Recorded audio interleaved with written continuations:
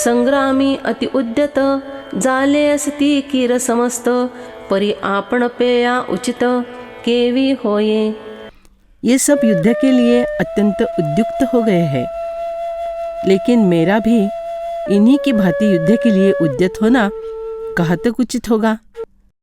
येणे नावेची नेणे काही मज आपण पे सर्वथा नाही आणि मन हे बुद्धीचे आठाई थीर नव्हे।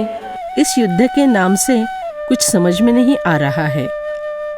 मुझे मेरा बिल्कुल भान नहीं रहा और यह मन भी बुद्धि के साथ स्थिर नहीं है। बुद्धि निश्चय नहीं कर पाती।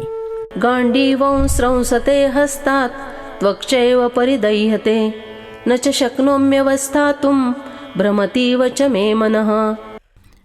हाथ से गांडीव धनुष गिर रहा है और त्वचा भी जल रही है।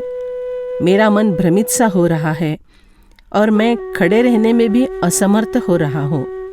देखे देह कापत तोंड से कोरडे होत विकलता है उपजत एया गात्रा। देखिए, मेरा शरीर काँप रहा है, मुख सूख रहा है। इन सब गात्रों में शरीर में शिथिलता आ रही है। सर्वांगा काटाळा आला अतिसंतापू उपनला तेथ वेंभळ होत डोळा गांडीवाचा। सारा शरीर रोमांचित हुआ है, अत्यंत उद्वेग उत्पन्न हुआ है। गांडीव धनुष पर से दृष्टि विचलित हो रही है। तेन धरतची निसुटले परी नेणे हातवनी पडिले ऐसे हृदय से व्यापिले मोहे येणे। गांडीव धनुष संभाला नहीं गया, इसलिए हाथ से छूटकर गिर पड़ा, परंतु वह हाथ से कब गिर गया इसका पता ही अर्जुन को नहीं था। इस प्रकार इस मोह से अर्जुन का हृदय व्याप्त हो गया। गांडीव की निंदा न सह करने का अर्जुन का व्रत था। यहाँ वही गिर पड़ा। यह अधैर्य की सीमा है। वज्रापासौनि कठिण दुर्धराती दारुण ते याही होन असाधारण हे स्नेह नवल। अर्जुन का अंतःकरण इंद्र के वज्र से भी कठोर, जिसे वश में लाना असंभव, ऐसा वह भयंकर है। परंतु आश्चर्य की बात है कि यह स्नेह उससे भी अधिक विशेष है। जेणे हरुरणी जिंतिला कृतांतु आकणा घातला तो अर्जुनु मोहे कळिला क्षणा माझी। जिस अर्जुन ने युद्ध में भगवान शंकर जी को जीत लिया, यमराज को परास्त करके उनके नाम का तोड़ा पैर में पहन लिया, वह अर्जुन क्षण भर में ही मोहग्रस्त हो गया। जैसे भ्रमरु भेदी कोडे बलते से काष्ठ कोरडे परितो कलिके माझी सापडे कोवळिये।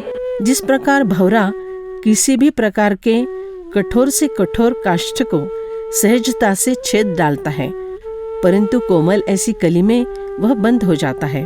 तेथ उत्तीर्ण होईल प्राणे परिते कमल चिरू नेणे ऐसे कठिन कोवळेपणे स्नेह देखा। देखिए, वह अपने प्राण त्याग देगा, लेकिन उस कमल की पंखुड़ियों को छेदना नहीं जानता। ऐसा कोमल परंतु छेदने के लिए कठोर यह स्नेह है। हे आदि पुरुषाची माया ब्रह्मेशाही नयेची आया म्हणोनी भुलविला या योगी राजू। ज्ञानेश्वर जी श्रोताओं को बतलाते हैं कि यह स्नेह आदि पुरुष परमेश्वर की माया है, जो विधाता के और भगवान शंकर जी के भी वश में नहीं आती। इसलिए योगियों में श्रेष्ठ ऐसे अर्जुन को भी माया ने भ्रमित कर दिया। अवधारा मग अर्जुनु देखोनी सकळू स्वजनु विसरला तो अभिमानु संग्रामीचा।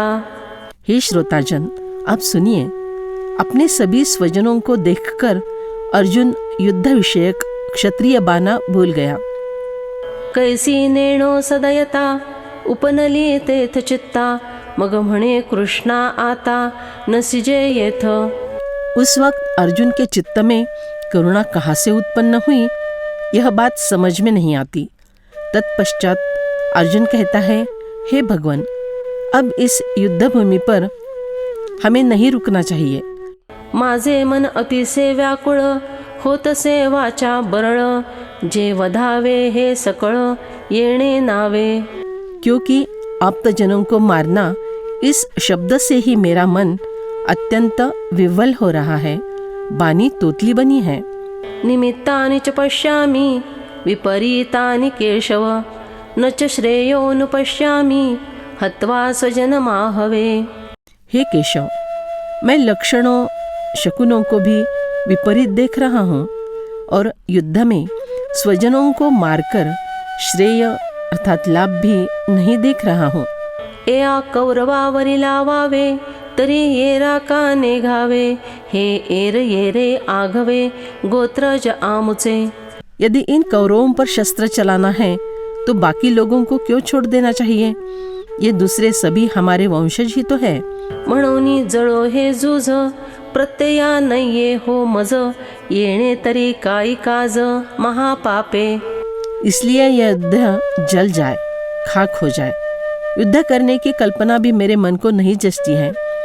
इस महापाप से क्या मतलब, क्या हासिल होगा? देवा बहुती परिपाहाता, एथ वोखटे दिसे जूझता, वरी काही एकूच कविता लाभो आथी। हे भगवान, हर तरह से सोच विचार किया जाए तो यहाँ युद्ध करने का बुरा ही परिणाम दिखाई देता है, और यदि यह युद्ध न किया जाए तो कुछ लाभ होगा ही। न कांक्षे विजयं कृष्ण, न च राज्यं सुखानि च, किन्नो राज्येन गोविंद, किं भोगैर्जीवितेन वा। हे कृष्ण, मैं न तो विजय चाहता हूँ, न राज्य चाहता हूँ, और न सुखों को ही चाहता हूँ। हे गोविंद, हम लोगों को राज्य से क्या लाभ, भोगों से क्या लाभ, अथवा जीने से भी क्या लाभ? तिया विजयवृत्ती काही, मज सर्वथा काज नाही, एथ राज्यते काई पाऊनिया। उस विजेतापन से मुझे बिल्कुल ही कुछ कर्तव्य अर्थात लेना देना नहीं है।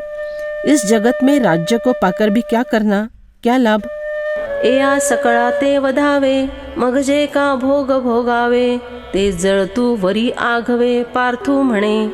अर्जुन कहता है, इन सभी लोगों को मारना, फिर जो भोग प्राप्त होंगे उन्हें भोगना, उसके बजाय तो यह अच्छा है कि ऐसे राजभोग में आग लग जाए। एषामर्थे कांक्षितन्नो राज्यं भोगा सुखानि च, त इमेव स्थिता युद्धे प्राणांस त्यक्त्वा धनानि च। जिनके लिए हमारी राज्य भोग और सुख की इच्छा है, वे ही ये सब अपने प्राणों की और धन की आशा का त्याग करके युद्ध में खड़े हैं।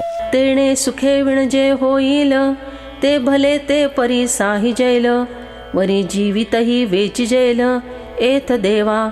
यदि वे सुख भोगने को न मिले तो उस दशा में चाहे जो कुछ भी हो जाए वह सब सहन किया जा सकता है। हे भगवान, इस प्रसंग में प्राण भी खर्च हो जाए तो वह भी मुझे स्वीकार है।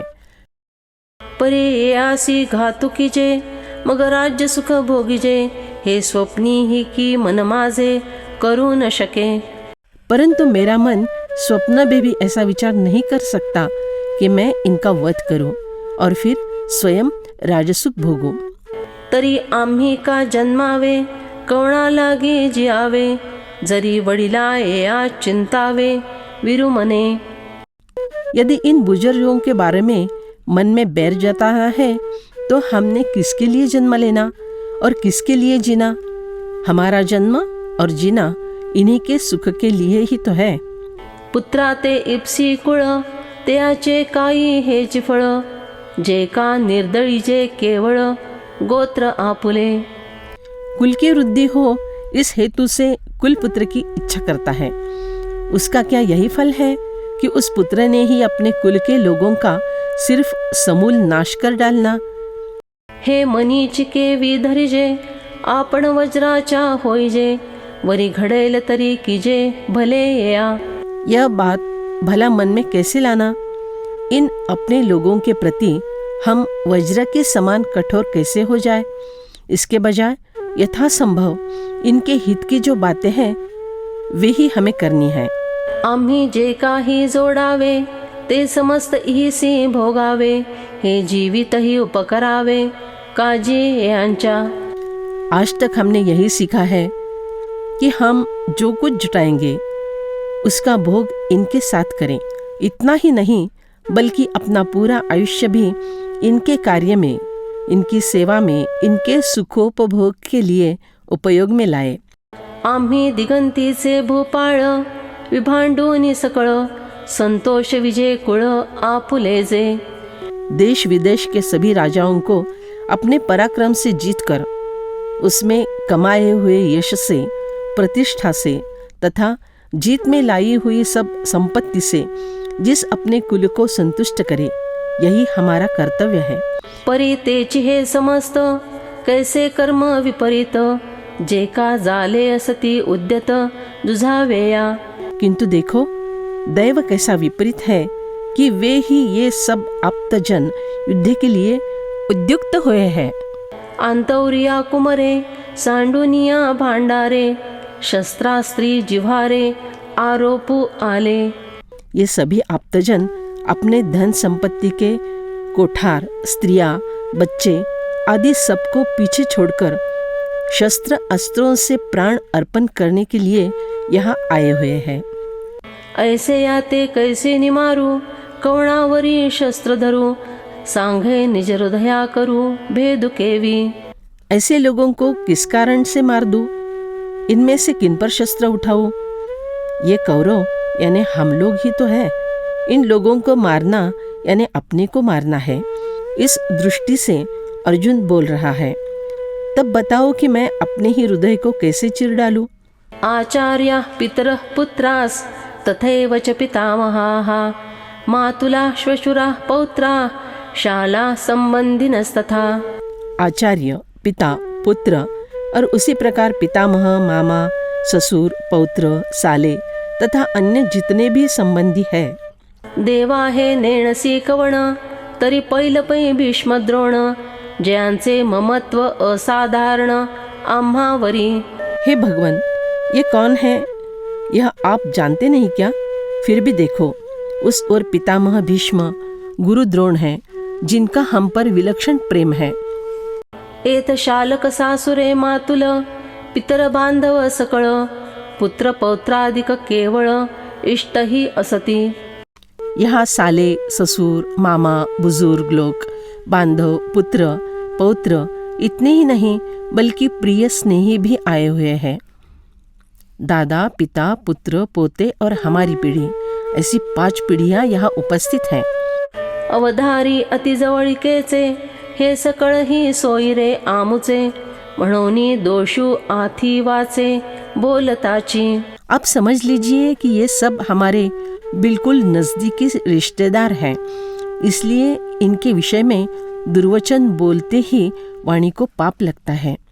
एतान्न हन्तुमिच्छामि घ्नतोऽपि मधुसूदन, अपि त्रैलोक्य राज्यस्य हेतोः किन्नु मही कृते।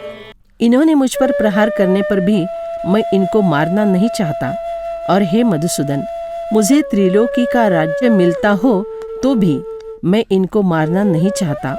फिर पृथ्वी के लिए तो मैं इनको मारूं ही क्यों? हे वरी भले ते करितू, आताची येथका मारितू, परी आपण मने घातू न चिंतावा।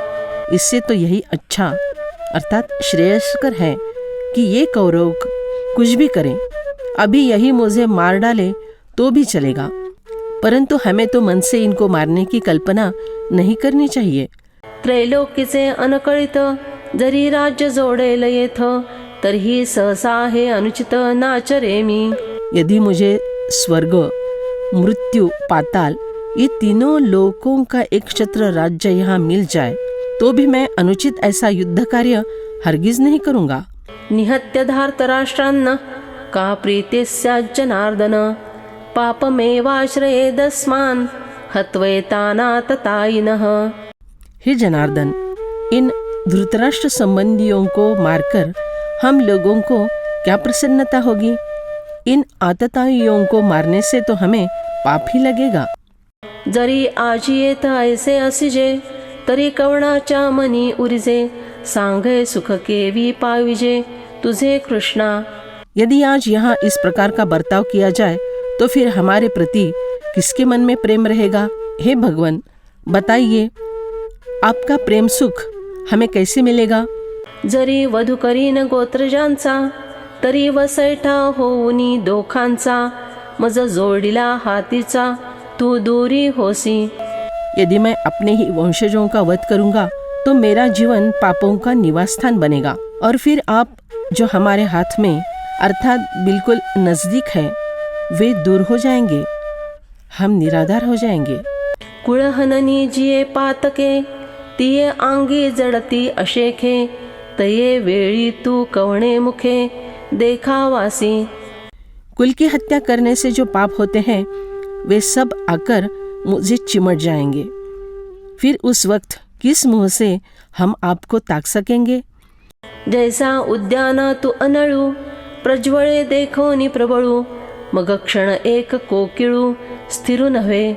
जैसे उपवन में जोरों से भड़कने वाला अग्नि देखकर कोयल पंछी वहाँ पल भर भी ठहरने की अवस्था में नहीं रहता.